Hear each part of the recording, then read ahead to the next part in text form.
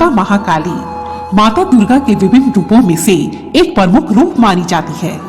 यह सुंदर रूप वाली भगवती दुर्गा का काला और भयानक रूप है, जिसकी उत्पत्ति राक्षसों का वध करने के लिए ही हुई थी।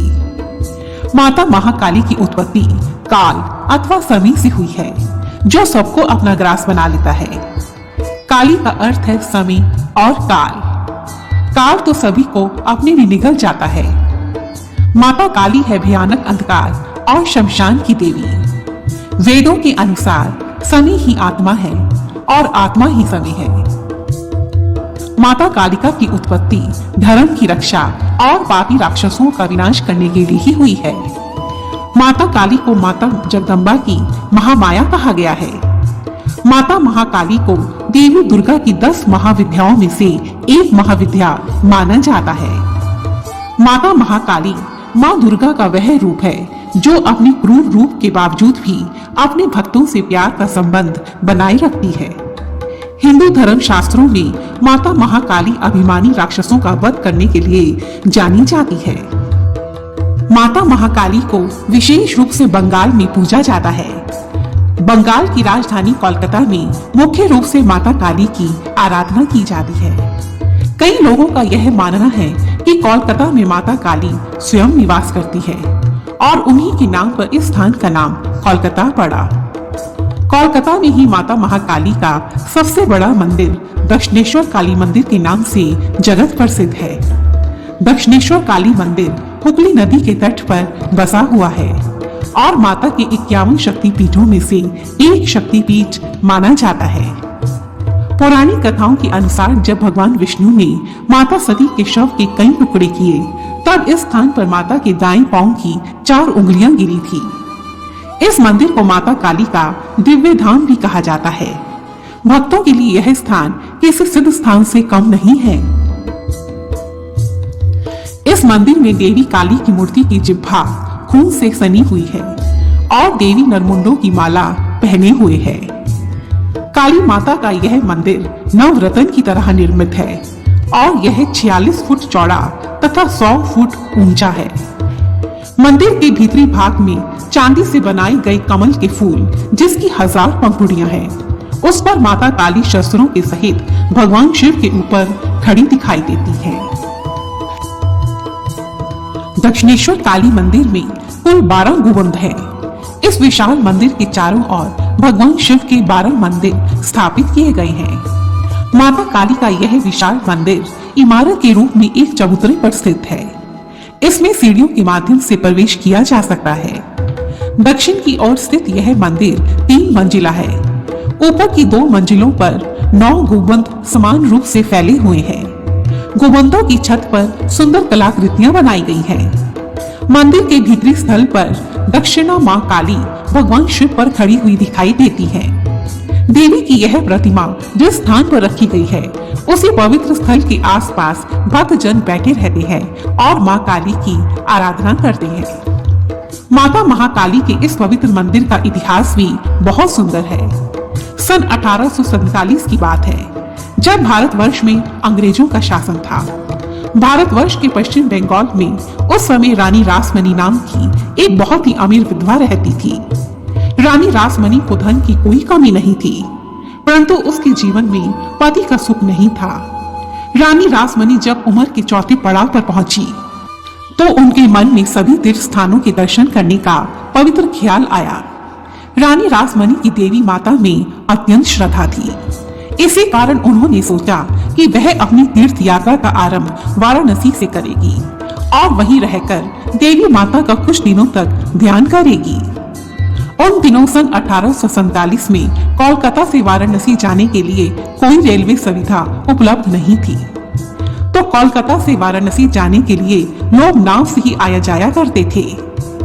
जैसा कि आप सब जानते हैं कि दोनों ही शहरों से गंगा नदी गुजरती है, इसी कारण लोग गंगा के मार्ग से ही वाराणसी जाते थे। रानी रासमणी ने भी गंगा नदी के मार्ग से ही वाराणसी जाने की सोची और उनका काफिला वाराणसी जाने के लिए तैयार हो गया। लेकिन जाने के ठीक एक रात पहले रानी रासमणी के साथ एक अजीब घटना घटित हुई। उस रात रानी रासमणी मन में देवी काली का ध्यान करते हुए सो गई और उसी रात्रि रानी को एक अजीब स्वप्न आया। माता महाकाली रानी के स्वप्न में आई और उनसे कहा, हे रानी, तुझे वाराणसी जाने की कोई आवश्यकता नहीं। तुम गंगा नदी के किनारे मेरी प्रतिमा को स्थापित करो और मेरे एक सुंदर मंदिर का निर्माण करवाओ। मैं उस मंदिर की प्रतिमा में स्वयं प्रकट होंगी और श्रद्धालुओं की पूजा को स्वीकार करूंगी। यह स्वप्न देखकर रानी की आंख खुल गई। इस स्वप्न पर पूरा विश्वास कर रानी ने अगले ही दिन अपनी वाराणसी की यात्रा स्थगित कर दी।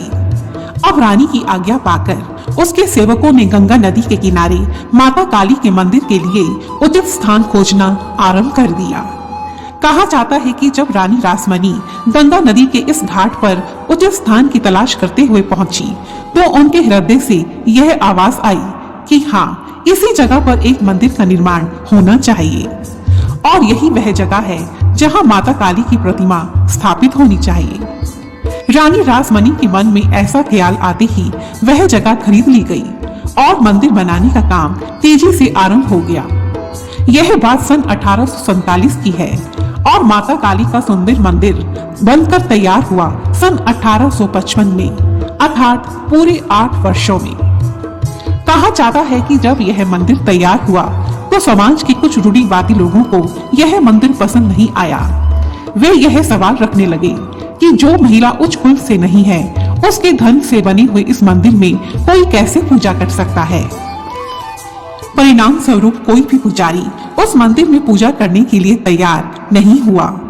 इस मंदिर में पुजारी पांव रखने से भी घबराते थे।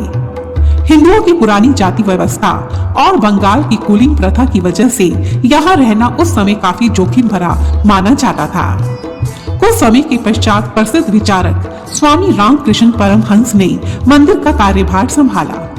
उन्होंने स्वयं को माता महाकाली के चरणों में पूर्ण रूप से समर्पित कर दिया। वह माता काली की भक्ति में इतना तन्मय रहते थे कि लोग उन्हें पागल समझने लगे।